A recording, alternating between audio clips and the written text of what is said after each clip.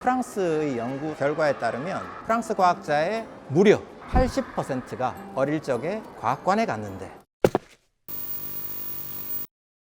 과학 우수아들에게는 사실 과학적 자극이 학교 안에서만으로도 충분할 수 있을 것 네네. 같은데, 그렇지 않은 일반 아이들이 학교 교육만으로 과학에 큰 흥미를 갖는 데에는 외국에 비해서는 좀 제약이 좀 있는 것 같아요. 그렇죠. 그래서 학교 밖에 어떤 역할들과 어떤 영향이 좀 필요하고 전시관에서는 그런 부분 어떤 역할을 하고 계신지도 사실 궁금합니다. 과학관에 이렇게 오는 학생들을 살펴보면은요, 굉장히 재밌어하고 전시물을 막 이렇게 뜯어 먹을 듯이 제대로 체험하는 아이들이 있습니다. 100명 오면 한 서너 명 정도라고 이제 볼 수 있는데요. 문제는 저희들이 이제 중요하게 보는 건 그겁니다. 그 아이들 중에 학교에서도 공부를 잘 하고, 과학 공부를 잘 하고, 뭐 영재원이나 이런 데를 다니고 있는 애들 당연히 있어요. 그 서너 명이라고 했으면 그 중에 한 두세 명은 그런 애들입니다. 지금 말씀드린 그런 영재원에 있거나 학교에서 두각을 나타내고 있는 애들은 우리나라의 공교육 체계가 뭐 비교적 잘 구축이 되어 있습니다. 하지만 학교에서 별로 두각을 나타내지 못하지만 과학에 흥미가 있고 과학관에 왔을 때 전시물을 아주 재미있게 체험하면서 성취를 보이는 아이들, 이런 아이들은 사실은 과학에 재능이 있죠. 있는데 학교에서 두각을 나타내지 못하니까 성장할 수 있는 기회들을 갖지 못한다라고 볼 수 있거든요. 프랑스의 연구 결과에 따르면 프랑스 과학자의 무려 80%가 왜 과학자가 되셨어요? 라고 하는 질문에 어릴 적에 과학관에 갔는데 그때 이러저러한 경험으로 과학자가 되기로 했습니다. 어머나. 무려 80%. 저는 처음에 충격적인데. 그 데이터를 믿질 않았어요. 그래서 저희가 좀 알아봤더니요, 일단 과학관의 역사가 프랑스는 굉장히 깁니다. 150년 이상 되어서 역사가 굉장히 길고요. 그 얘기는 무슨 말이냐면, 제가 얼마 전에 그 프랑스에 출장을 가서 전시관을 갔었는데 이렇게 할아버지께서 손자 손을 이끌고 이렇게 과학관을 돌아보고 계세요. 근데 과학관의 역사가 150년이 넘는 나라란 얘기는 무슨 말이냐면, 그 할아버지가 그 손자 나이였을 때, 어릴 때 할아버지 손을 잡고 과학관을 다녔다는 거예요. 즉, 이 할아버지는 자기가 어릴 때부터 지금까지 과학관을 자기의 아버지, 할아버지 손을 잡고 가서 어떻게 해야 되는지 배우고, 그리고 어른이 되어서는 자기 아이, 그리고 손자를 데리고 가면서 과학관에서 뭘 해야 되는지 알고 전수해 주시는 거죠. 그러니까 프랑스라고 하는 이 사회 전체가 과학관이라고 하는 사회적 자원을 우리 아이들에게 어떤 기회로 삼아야 되는지를 너무 잘 알고 있는 겁니다. 그러다 보니 이제 그런 어떤 과학자의 꿈을 갖는다든지 이런 경험들을 많이 하게 되지 않았을까 생각을 하고요. 우리가 그렇지 못한 이유는 사실은 우리나라의 과학관 역사가 짧기 때문이고요. 중앙과학관만 오래되었는데 사실 중앙과학관 하나밖에 없었고 과천과학관조차도 생긴 지 아직 20년이 안 되거든요.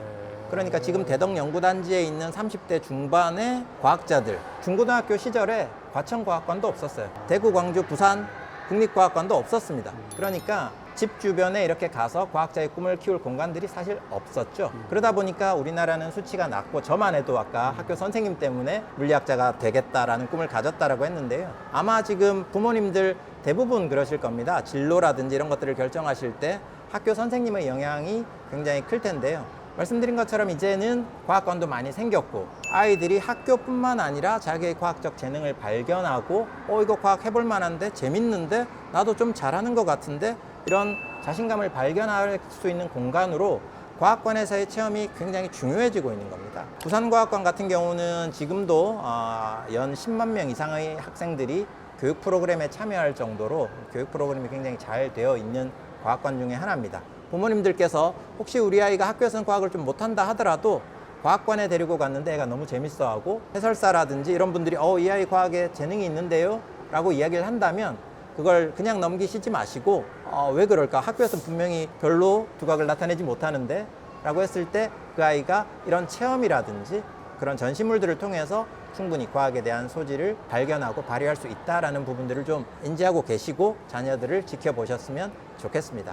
그러면은 앞으로 부산과학관과 같은 이제 과학관들의 역할이 더 중요해질 것 같습니다. 작년에 이제 2025년에 부산과학관이 10주년을 맞았고 올해 11년 차인데요. 그동안 이제 10년 동안 관람객들이 이렇게 오시면서 부모님들의 수준이 아주 또 빠르게 높아지고 있습니다. 네. 부모님들께서 오셔가지고 그전에는 뭐 해설사 선생님께 맡겨놓는다든지 하나부터 열까지 부모님들이 다 해주신다든지 이런 식으로 어떻게 해야 될지 잘 모르셨다면 지금은 아이와 같이 아이에게 적절한 질문도 하시고요. 아이가 질문하면 그거에 대해서 같이 해답도 찾아가고 패널이나 이런 걸 읽고 내용을 파악하는 건 어른들이 빠르니까 그런 부분들을 좀 읽고 설명도 해주시고 주변에 있는 전문가들에게 물어보거나 이런 식의 과학관을 잘 활용하려는 흐름들이 최근 한 3, 4년 전부터 이어져 오고 있습니다. 아이와 전시물을 좀 어떤 식으로 부모님도 오셔서 그냥 뒤에서 이렇게 팔짱 끼고 계신 게 아니라 어떤 식으로 좀 아이가 전시를 관람하고 체험하는 걸 도와줄 수 있을까 혹은 뭐 같이 체험할 수 있을까 이런 부분들을 좀 고민하신 것 같고요. 그러다 보니까 부모님 중에 두 분 다 뭐 그러신 경우도 있지만 이과이신 분들이 있어요. 아빠가 공대거나 엄마가 뭐 공대거나 자연대거나 뭐 이런 경우에 두 분 다 그런 경우도 있고요.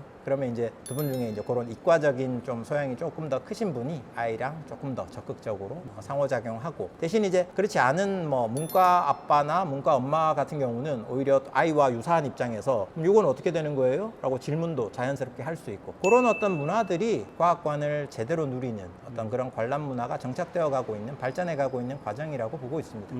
그래서 요 추세로 간다면 충분히 우리가 멀지 않아 세대가 많이 바뀌지 않아도 과학관을 사회적 자원으로 굉장히 잘 쓸 수 있겠다. 그러면 20년 후에는 지금 초등학생들이 과학자가 되었을 때 아까 목표로 했던 적어도 한 50% 정도는 과학관에서 꿈을 가졌어요 라고 하는 답이 나온다면 과학관 종사자로서 굉장히 보람이 있을 것 같은 그런 생각이 듭니다. 그럼 그런 학부모님들 입장에서 과학관을 오려면 사전에 뭘 좀 준비를 하고 가는 게 좋은지 궁금하실 것 같아요. 그리고 와서는 또 어떻게 해야 되는지 또 질문하려면은 각 부스별로 응대해 주시는 분들이 있으신지 이런 부분 궁금하실 것 같아요.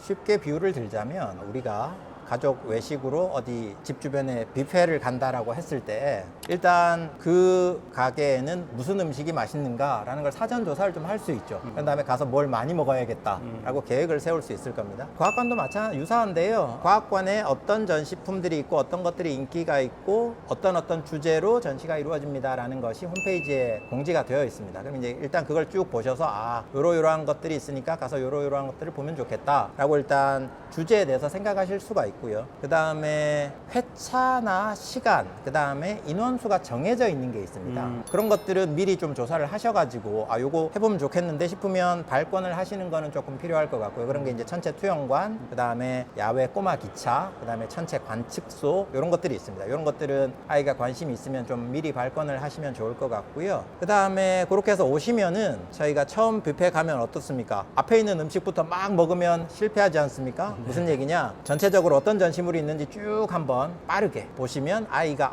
저거 재밌을 것 같아 라고 하는 부분이 있습니다. 그러면 빠르게 훑어본 다음에 그런 것들 중심으로 해서 공략이랄까요? 전시 체험을 하시고요. 그러고 나면 그 다음 방문 때에는 좀 그런 아이의 관심사라든지 아이가 흥미롭게 혹은 더 해보고 싶은 전시물 이런 것들이 정해져 있기 때문에 그런 것들을 중심으로 하고 또 그런 것들이 이제 계속 반복되다 보면 부모님들께 이제 부탁드리고 싶은 거는 아이들이 편식을 해요. 자기 재밌는 것만 계속 하려고 그래. 그렇겠죠. 근데 그런 것보다는 어릴 때는 이것도 해보지만 뭐 저것도 좀 해봐라 이런 식으로 조금 권유해 보시면 좋을 것 같습니다. 그래서 사전에 좀 알아보시고 오시고 다만 이런 부분들은 조금 지양 하시는 게 좋을 것 같은데 뭐냐면 내가 이렇게 계획 세워왔으니까 아이가 저거 재밌어하고 저기 흠뻑 빠져 있는데 야야 가야 돼 이런 식으로 그걸 저것도 끊는 가야 것은 그걸 끊는 거는 과학관을 다시 오시지 못한다면 어쩔 수 없지만 그렇지 않고 다음에도 기회가 있다면 아이가 지금 흠뻑 빠져 있는 그 순간이 굉장히 중요한 순간입니다. 이 아이가 거기에서 자기의 과학적인 재능을 발견할 수도 있고요. 그렇기 때문에